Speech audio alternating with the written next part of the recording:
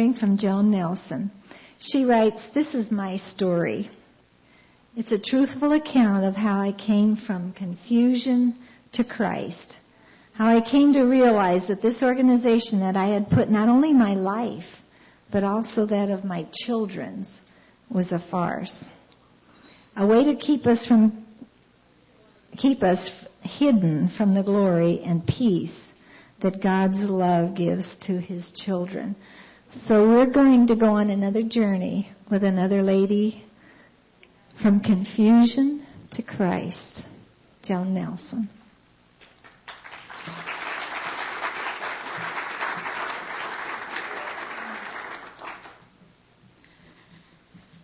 Well, those are two tough acts to follow.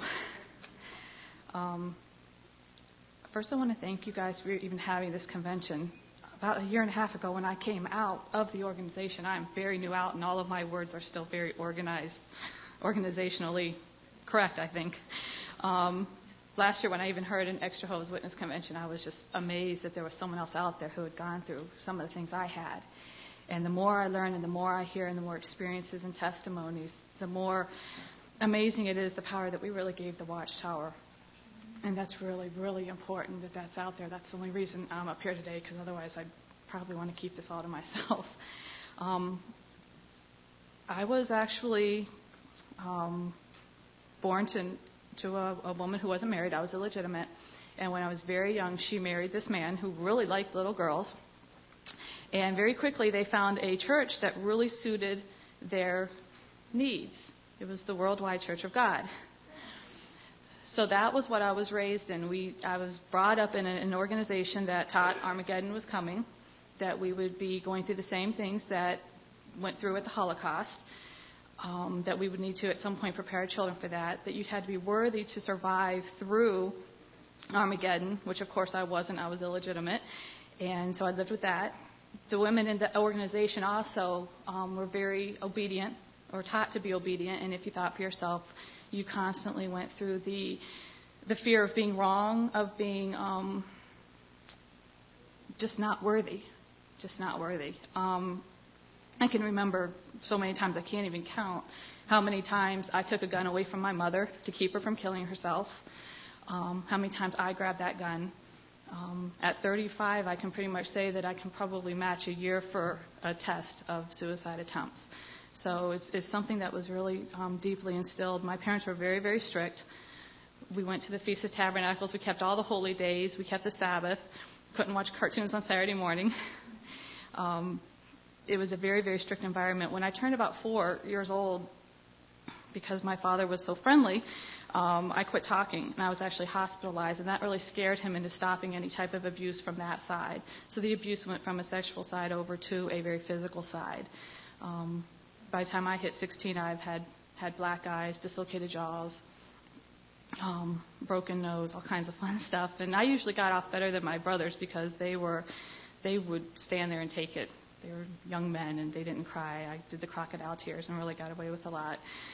One of my friend's father said that he had 8 children, and my dad said, "Well, they're so well behaved. How did you get them to be so well behaved?" He goes, "Well, I punch them. Don't care if they're boy or girl. Don't care where the fist lands. I just punch them." And my dad thought that was just the coolest form of discipline he could imagine. And that's really where things went. That's how things were as a child in that organization that supported it. When I turned about 15, I kind of started thinking a little bit that I didn't understand all of that. And a lot of people outside of this Worldwide Church of God were pretty good people.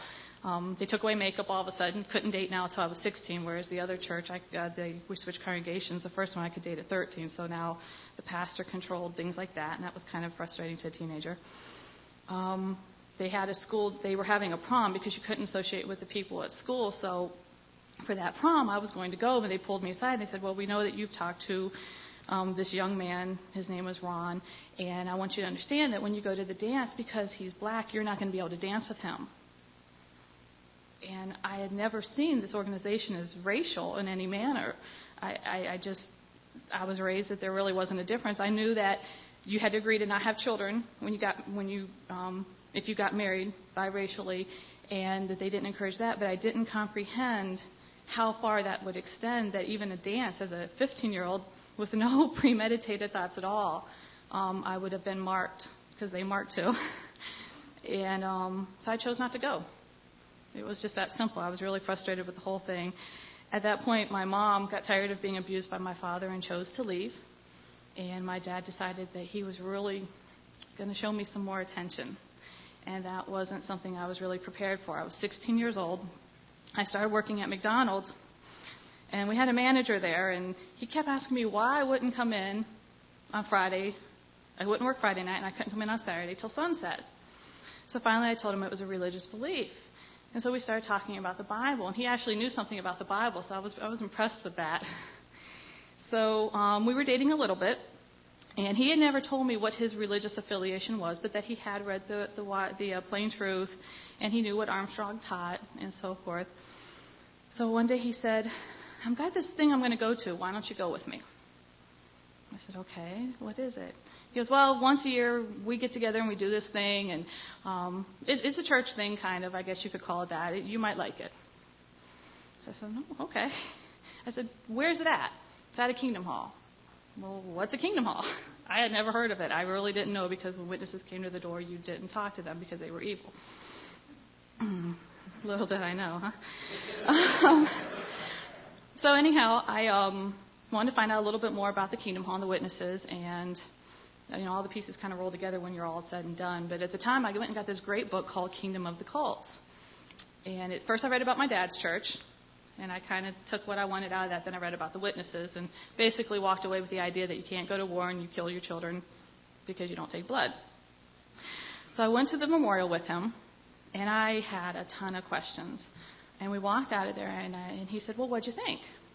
I said, well, it was pretty interesting. I said, I don't get it. Because now I was living in a religion where you obeyed the laws of Moses, basically, clean and unclean meat, and all the holy days, all of those things we did. I said, so basically you guys don't think you're under the Ten Commandments, and at least you know you're not the truth because you don't take the emblems. And he said, what do you mean? I said, well, no one partook, so you guys know you're not right. Wow, that's a haughty attitude, I was told. So we talked about it a little bit more, but bottom line is really neither one of us were very religious. Even if that's what he was, it really didn't make a lot of sense to me. And we continued a relationship. My dad was trying to be very aggressive, and so we decided to get married. So at 17, I got married. And the deal was, when I got married, that I was in 11th grade. I would finish up my finals after our wedding, then move up to Michigan, live with his family, and in that time frame, I would go back and take my senior year of high school. This was still in the 80s, so it didn't seem that unusual that I would still be able to go to high school. So we did go ahead and do that. His parents came down for the wedding, which was at just a justice of the peace type of thing. And I found that he was an inactive witness, which again didn't mean anything to me. I moved up to Michigan with his family, and I was told you don't need to finish high school because if you rely on God, God's going to let your husband take care of you. Well, I was not really a witness yet, so I at least made sure I got my GED and got that out of the way because just, it'd be nice to rely on him, but I was a little anxious about that. My first night there, his mom gave me a Live Forever book and a Bible and offered to study with me. Well, I thought I knew the Bible real well, so that was okay. And she threw some scriptures out there, and so did I, and we started talking, and we had 6 and 7 hour studies.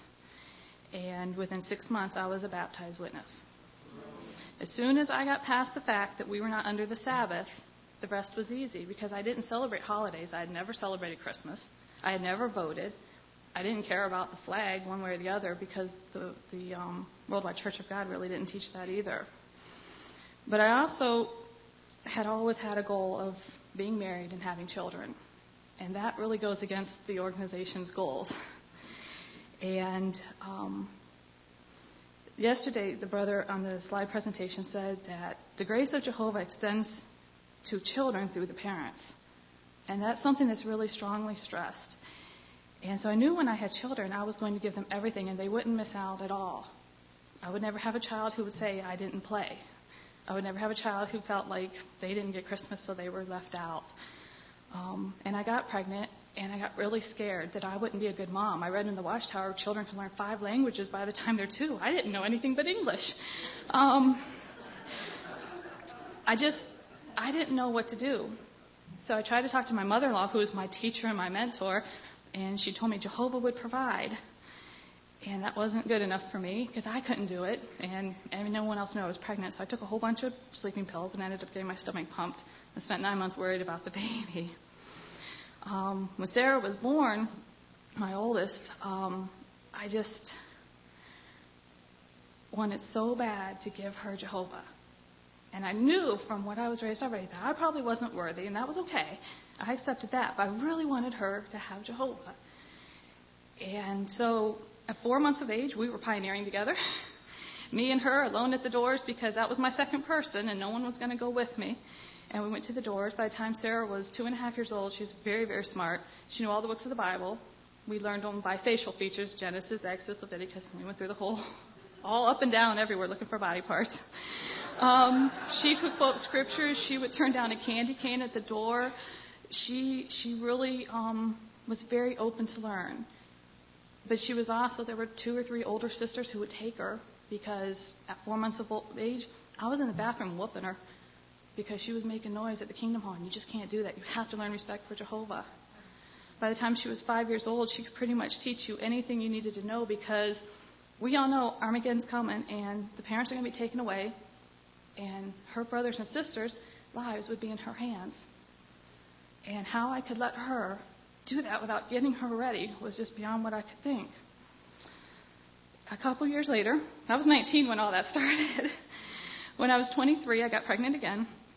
And I had a little boy who was just like the neatest thing in the world. When I was pregnant for him, I was having problems with his dad, and his dad had an affair, and I went to the elders. And, of course, it was, what did you do to make it happen? And then I was told I could leave. That was fine, but if I left, it would be with no insurance, no money, and he'd take custody of the first child. But it was up to me whether I chose to grant forgiveness. So I stayed, but I really, really hated the other sister because it was a sister. And, of course, she wasn't marked, and he wasn't marked. It was only me, and I couldn't talk to anyone because if you did, you got it out, and then he wouldn't come to the Kingdom Hall, and I was blood guilty. So we're at a catch-22 there. So I didn't have a support group with that, and I hated her. I mean, I would dream ways to kill this woman. And so I couldn't go in service. So I wasn't teaching my kids. And the suicide attempts continued. Finally, at some point, I couldn't do it no more.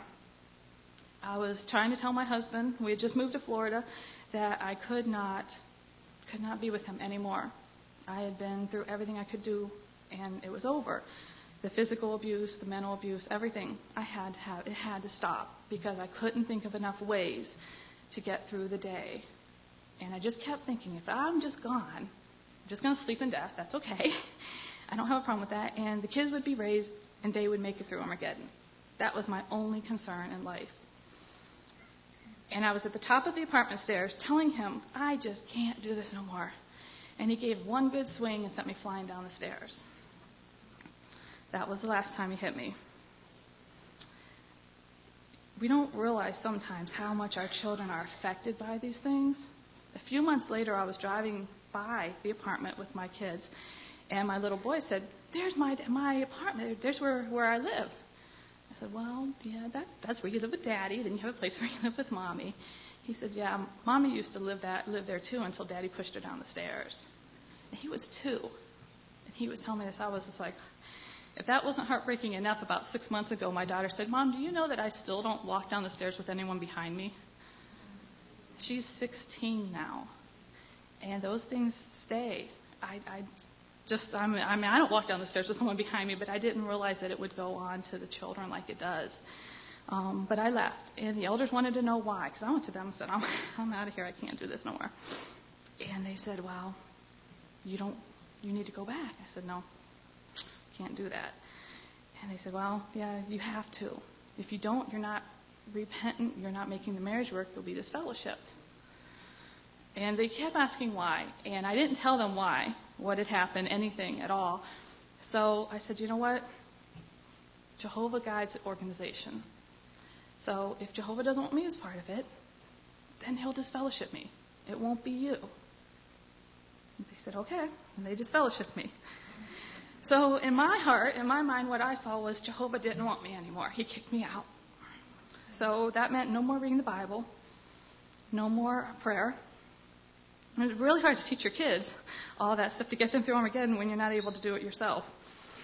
And all I wanted to know was, how do I get back?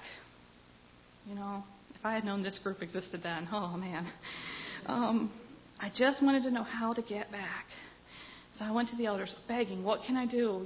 Well, you have to come to meetings for a year before we'll talk to you. Okay. So I'd go to meetings. I'd sit in the back. I'd leave when it was over.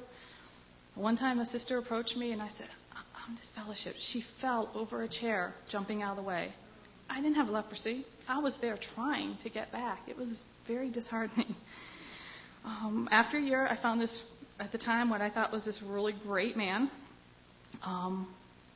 And boy, he had a lot of fun things to say about the witnesses. I'd be talking to the elders on the line, about going to the meeting or something to get reinstated, and he'd be, it's a cult, get out of it, leave it alone. But we decided to get married, and I asked the elders to study with him. Because I had been trying to talk to him, but I didn't have God's blessing anymore, and I couldn't open my Bible, and I couldn't pray for them to help. So I was kind of stuck as to how to get that to him. So they finally agreed to study with him if I would quit writing letters to be reinstated, because I was driving them crazy writing letters. So after a year, I said, okay, my year's up. They said, okay, you can turn in a letter. I said, good. So I turned one in, really. I had the right to turn it in now. And they said, now we're going to watch you for 6 months and see if you really mean what's in the letter, then we'll make a determination. Okay. So I waited another 6 months of having leprosy, of being thrown out of the Kingdom Hall, sitting in the back, leaving as soon as it was over. And then after 6 months, I said, okay, time's up again. And they said, yep, you're right. We took your letter at a year. We've watched you for 6 months. If you're sincere, in 6 months from now, we'll reinstate you. I didn't know what to do. I was really, really lost. I still had children who were living with a disfellowship parent who would die if Armageddon came. And I didn't know how to get through. But I waited the next 6 months. I got reinstated. Almost to the day from the time I was disfellowshipped. Their guidelines, their numbers. So now I'm back and I'm thinking, okay, things are good. My husband got baptized. We had 2 more children. So now I've got 4. And when I came back, I was going to make sure things were right. I was a full-time pioneer. I never went to a door that I didn't say anything I could say to make those people listen. I kept the best records. I said, I had the reasoning from the scriptures book memorized. Every objection. There's nothing you can throw out there that I don't have an answer for in the society, which is really tough now from that side of it, right?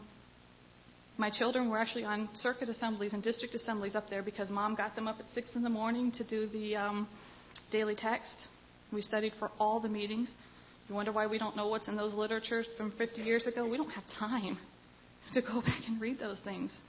Everything we have to do every day is overwhelming. Those kids never went to bed without a review of the daily text. They never went to a watchtower study not prepared. I pioneered. I reached out. I did everything I could. The elders saw that, and they decided that they would use me as a sister in the congregation to talk to other sisters who were having problems.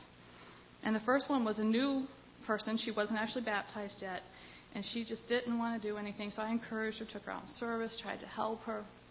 And I found out her problem was that, her Bible study babysat her child and molested her. I said, oh, that didn't happen. And she goes, well, it did, but they sent someone from Bethel down, and they investigated it, and we can't prove it. I said, well, you must have went to the police. No, the elder said I couldn't. I was like, what? I was stunned. And then I just started watching them with children, and I wouldn't let them around my child, but I was literally afraid to say anything otherwise. And the elders had told me, point blank, if you do anything that goes against what we say, you'll be disfellowshipped again. And I was not going to find myself in that position ever again. I saw a lot of other things happen too. I wrote a letter about some concerns I had to the Watchtower Society, and they answered me. And when they answer you, they send a letter back to your congregation too, but we didn't actually live in the territory, so it went to the wrong hall. So I told the brothers, I was a little bit lippy, as they called it. I told the brothers that I would be talking to the circuit overseer about it when they came. So they said, well, let us see the letter. Let's see exactly what you put into it. So I gave it to them, and they held it until the circuit overseer left. And then they gave it back and told me I needed to learn my place. Now, I was pioneering. I was putting 90-some hours a week in, or a month, and I was raising 4 children. And the circuit overseer came, and constantly, we weren't doing enough. We weren't reaching out. We weren't going to survive. I remember we had one pioneer meeting, which was supposed to be an encouraging time, and he reamed us so bad about not doing enough in the congregation that I left that place, and I put my son in the car seat. He was 4 months old. And I drove down the highway, and I looked at the car seat, and I kept thinking, would it survive if I hit a pole? Because, you got those nice big cement things. And I thought, well, maybe if I took him out and set him on the side of the road, someone would get him. That way I wouldn't have to worry about the car crash. That was more than I could take. It was more than my family could take. So I backed off of pioneering. In fact, my husband really came to the fore. He gave them my pioneer card and told them that I could get as many hours as I wanted in every month. He didn't care, but if I ever turned in time again to them, there'd be a problem because he was not going to let that happen anymore. And I kind of just quit going to Kingdom Hall. I didn't know what to do. I was really, really lost. I didn't think I was going to get my kids through. I was still studying with them, praying with them, teaching them everything they could have. I just didn't know how to make it through. I had a neighbor who, as irritating as she was always happy. And I didn't understand that because she was demonized. She was obviously in the world. And she had these stupid standards for her children. They couldn't listen to worldly music. Well, everything you listen to is worldly unless it's a Kingdom Hall tape. They had to listen to Christian music, which made no sense. They could play, but they couldn't spend the night at this person's house who didn't believe in Jesus, which we believed in Jesus. Why do you think I went to the door? And she was always happy. After 4 years, this woman was still always happy. And I could not understand that because at first, if you see a worldly person, they're happy, that's going to pass, And when she prayed about something, it was answered. It was answered. And that didn't make sense because, maybe the demons would answer it once or twice. But in time, all good things come from God, and I knew that. And I didn't understand why he would be answering her prayers, but not mine for some type of peace and some type of relief.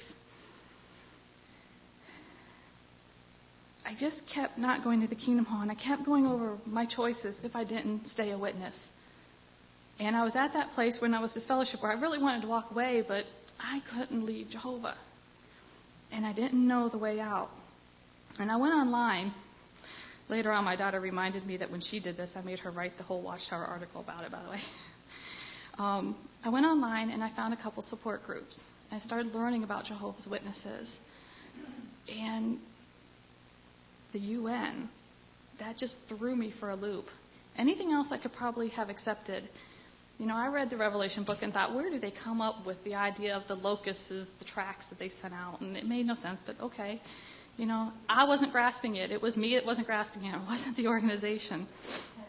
But the UN thing really threw me. So I called 2 friends in Michigan, pioneers, in different halls, and I asked them about it. And the one immediately was infuriated with me for being apostate and even suggesting it. I said, well, I went to the UN site. I checked this out. It's accurate. And she said, it is not. And even if you have no right to, why would you even check it out? You have no right to question it. I said, wait a minute. The Bereans were commended for it. We were told when we came into the truth, it was because we studied. We go to doors and tell people to examine with their teachings. Now you're telling me that I don't, as a 17-year witness, have the right? And she said, don't ever call here again. So I just lost a friend of 17 years. I was stunned at the harsh reaction from that. So I called the other girl, and she said, well, I've never heard of it. So she went to talk to her elders. And she came back. She goes, oh, yeah, they joined it for the library. I said, wow. Okay. I said, isn't that kind of harsh? I can't swim at the YMCA, but You can be part of the UN. That was really, really tough. I didn't get that. It just wasn't clicking. And 9/11 happened right before that, and the reaction at our Kingdom Hall, I don't know what it was around the country, but, well, every day thousands of brothers die, so really 3,000 dying at one time in one place is really nothing significant. And that just tore my heart. It was so heartbreaking to watch all of that happen, even from Florida, that seemed as callous as you could get. And I would think, being in New York, they would have been out there digging, bloodied hands, pulling people out, and they weren't. I've even heard the doors were locked and fear of looting, and it's just a horrifying reaction as a Christian from my perspective of what I thought the organization was. So I quit going to the meetings, and I wasn't missed. It was okay, other than, now and then, how come you didn't encourage sister so-and-so or take food over to brother so-and-so or something like that. It really wasn't an issue. But my neighbor kept talking to me. And so I called her one day. I said, all right, bring your Bible and come down here. And we've had these discussions before. So she was a little hesitant. And I said, don't worry. I'm not even opening a Bible. I said, I will not have one out. I'm not debating it. I'm going to ask you a question. You're going to answer the question. We're moving on to the next one. End of discussion. So she came down. The first thing I said is, what happens when you walk in your church? Nothing. Why do you let them pull your children away from you and put them in some room? Well, that's not exactly what we do with them. There's a daycare. How could you possibly believe in the Trinity? So then she answered. She went into a little bit. And do you really think you deserve to go to heaven? Yes, I do. Now, here's a worldly person, content with her answers, satisfied in Christ. Made no sense. Very confusing for me. I want to die, and she's happy, and I have the truth. That just didn't make sense. My daughter, just before that, just to show you just how Watchtower conditioned I was, she was a 9th grader. My oldest one. She was baptized, by the way. She was baptized when she was 9. She was so short they had to hold her and dunk her and hold her because she was so little. She was like the smallest one they'd ever put in the tank. She wanted to go to a school dance. I said, okay, no problem. Really? Yeah. Just look up in Watchtower, tell me what it says. If it says you can go, you can go. And she says, okay. So next week comes along. She goes, so Mom, can I go to the dance? I said, sure. Did you look it up? Oh, they didn't say nothing on dances. I said, oh, I'm sure they did. So we pulled out the 1965 Watchtower, and in 1998 or whatever it was, found out that no, witnesses don't go to school dances, and so she couldn't go. It wasn't based on any other choice. Just the Watchtower said no. I was talking to these women online, and I got this letter, or email, I guess it was, from Arlene. And I had told her about my daughter wanting to go to school dance. And she goes, you know what? You need to take your daughter out to a PG movie, buy her a cute shirt, and go to the dance. My daughter loves Arlene forever. I chaperoned the dance, but she got to go. And again, it was just a matter of someone just saying, you have the right to do things with your children and be happy. Because the Watchtower said you couldn't. Watchtower said she couldn't wear spaghetti straps. Watchtower said she couldn't wear glitter. She was told she couldn't go out in service one day because of having glitter. This is a 14-year-old at the time who was auxiliary pioneering, but was sent home from an elder because she had glitter on. Her makeup, her eyeshadow had some glitter. I didn't want to be in the Watchtower anymore. I wanted that peace that my neighbor had. That truth that was supposed to set me free wasn't keeping me very free. I went to see a psychiatrist, and she said, well, I treat a lot of Jehovah's Witnesses. I said, really? Okay. And she goes, well, but there are people out there that don't like to have that freedom of choice. They like things to be black and white. I thought, wow. See, I thought I was I was free. It was the world that was entrapped. It was me that was free, and here she's telling me I'm not. And then I started thinking, what would I lose? My ex-husband could take custody of the children. My current husband could take the kids. He was a baptized brother. I didn't know what their reaction would be. A girl at work said, if you want to check out some churches, I'll go with you. I said, no, that's okay. Don't want to walk into a church. So she said, okay. And the next week she made the same offer. And the next week she made the same offer. finally said, okay, I'll go, but a couple conditions. One, I'm not telling anybody. Not my children. I didn't want them to know. Didn't know how they would react. Not my husband. Certainly not any of the people at work, because I worked with a lot of witnesses and it would get around. She said, okay, that's fine. I said, okay, there's one more. She said, what? I said, well, we're parking at the edge of the parking lot, and the first person who floats off the ground, I'm out the door. She said, okay, no problem. And she made it real easy. I didn't understand that. And I went in there really waiting for someone to float, bounce, jump, something really bad. And nothing happened. Well, the kids knew that we had been about 3 months without going to many meetings, and although they were really happy about that, they weren't mentioning it to Mom because they figured it was going to happen again. I spent 15 years of Sarah's life telling her this was the truth. 9 or 10 of Joey's, and then the 2 little ones. So I pulled Sarah and Joey in the room, and I said, we need to talk. I said, I won't make the choice for you, but I don't want to go back to the Kingdom Hall. I can't tell you what's right. I can't tell you what's wrong. I won't open my Bible. I don't know. I said, I'll drive you to the hall if you want. I'll get you rides. I'll do whatever you need. And my 15-year-old, 14, whatever Sarah was at the time, she turned and she goes, thank God, Mom. She goes, I was thinking I was going to have to go till I was 18. And here I'm thinking they're going to think I just sent them out to the wolves, and they were actually really happy about it. But I still wanted to just kind of go away quietly. I didn't want to be marked. I didn't want to be disfellowshipped. I just wanted to disappear. That way my ex-husband and I could still get along and life would be okay. But apparently word got out there that I went to a church. And all of a sudden, after 3 months, now the elders were interested in me. And they came to the door, and I wasn't there. And I was like, tell them not to come back. So my husband didn't know what to do. And so I called him, and I said, please don't come back. I don't know what I want. I don't want to make a choice. I don't want to make a decision. Well, we heard you're going to a church. I said, I don't know anything about your claims. I kind of avoided it. So they came out again. I still wasn't home. They got my children. And so they said to my 5-year-old, Samantha, we hear Mommy's taking you to a church. She goes, yeah, and it's really cool. They teach me all about Jesus.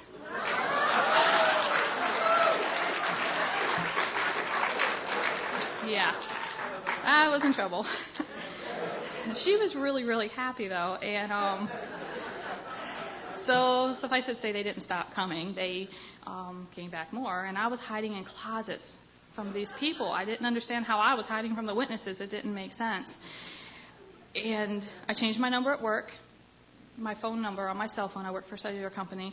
And they called Ohio to my brother and got the number, and so they could keep calling me. So changing my number didn't work. We told them to stay off the property. It didn't work. They wanted to talk to me because they wanted that grounds for disfellowshipping, and they didn't have anything because I wouldn't tell them nothing. So finally I decided that it had to stop. It had to stop. So I wrote a letter of disassociation. And I still hadn't talked to my husband about this. He's an alcoholic. He was drinking. He was smoking at the time, still in good standings. It was his friend that went and told the elders I was going to church. Didn't mention that he was shutting down bars with other sisters or that he was smoking, but I went to a church, and that was the bad side. I wrote the letter, and I showed him, and it basically said that, no matter what the teachings that you gave me show that I have to be part of a pure religion. Now, being part of Babylon the Great is wrong. So if you're part of the UN, either you're not the true religion, or you're, or your teachings are wrong. And either way, I have to get out. And that was my basis for it. And they read the letter. They accepted it. They let that go. My ex-husband, I was so afraid of what he would do. He's like, oh, can I borrow your Crisis of Conscience book? And he's a witness in good standing, and he has no use for it. But, he had to call me last month and say, my mom and dad are coming down, and they really want to see the kids. Did Sarah sign that letter of disassociation too? Because if so, she's not going to be allowed in the house. And I was like, that's her grandchild. She was 14. Why would it matter? I need to know. And I said, no, she's not allowed to make those choices yet. Last year I came here after just 4 months of being disassociated, About 3 months after I disassociated myself, I bought my first cross. We celebrated Easter. It was the first time the memorial ever meant anything. And I tell you what, I made the memorial as special for those kids as I could. We bought new outfits. They got out of school. We went out to dinner first. Easter was an amazing event.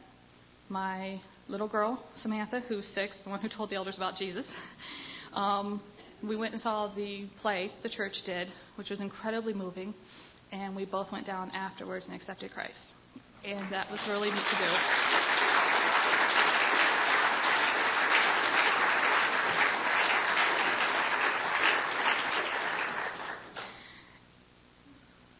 It's a tough thing to go from that side of the world to this one. In Psalms 143, there's a scripture in verse 4. It says, "My spirit is overwhelmed and faints within me, wrapped in gloom. My heart within my bosom grows numb." I spent 35 years like that, from the Worldwide Church of God to Jehovah's Witnesses. But I didn't do what the witnesses never do. I didn't go to that scripture before that said, "The enemy has pursued and persecuted my soul." That's what I missed. Who was giving me that? The end of that chapter, it says, "Save my life, O Lord, your namesake and your righteousness. Bring my life out of trouble and free me from distress." In the year and a half that I've been out, I've never once tried to kill myself. I've never thought about taking out my children so they could just be resurrected and be safe, because I thought about it all the time before that. I understand these people who kill their families. I've been there over and over again. I understand that desire to get to that point. Since people who didn't know me, had no reason to, put all those things out there, have helped me learn about Christ and what real grace is all about. That was a brand new word to me. How could you be associated with the Bible for 35 years and not know what grace is? I didn't know. I've never thought about killing myself or my children. We still have problems. Life still goes on. But it's with a new peace of mind that I can get through it. You know, that's an amazing thing. My 16-year-old went through some trouble at school.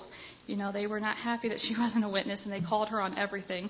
And some wonderful women from the Women Awake had actually sent me some books on answering the witnesses, a lot of the stuff that's out here. And Sarah just tore them up. She didn't have any patience for them. She's actually planning to go into the Marines, which is just a huge mindset change from what she was a year and a half ago. Samantha got to lead the Pledge of Allegiance at school, which was just really cool. And the one thing that happened that was really neat with Samantha, that I have to tell you, is that we went through Easter, went through all of that. We were real excited. A month later, her friend had a birthday party, so I let her go. Her first birthday party. Everything's a first for us. I mean, last year's Christmas was amazing. It was just, we had the tree up Thanksgiving Day, and it was real. So Samantha went to this birthday party, and she came. I went and picked her up, and, you know, I kind of warned them ahead of time. She doesn't know how to sing Happy Birthday. She doesn't know, you know. So if she runs to blow out the candles, she doesn't know what's going on. And I get her in the car. I'm like, "So did you have a good time?" "No." I said, "Why?" And I, you know, as a mom, I'm thinking, "Oh my goodness, what happened?" She goes, "I'm going to be 6 this year. I could have had 5 of those, Mom." I was like, "Oh, okay." So she saw it from that side, and that's good. And the kids have all completely adjusted. They're happy to be out. And every day, learning about Christ has been an experience. I'm learning to open my Bible. I'm learning to pray. Brand new thing. I knew it all as a witness, and now I know nothing. Go figure. And coming here, just every time I hear Scripture, I go back and go, okay, that's one more affirmation in my heart that this wasn't the truth. In fact, the one girl from Women Awake told me if I ever called it the truth again, that she was going to take me out. And even that thinking changed how it was. So that's it.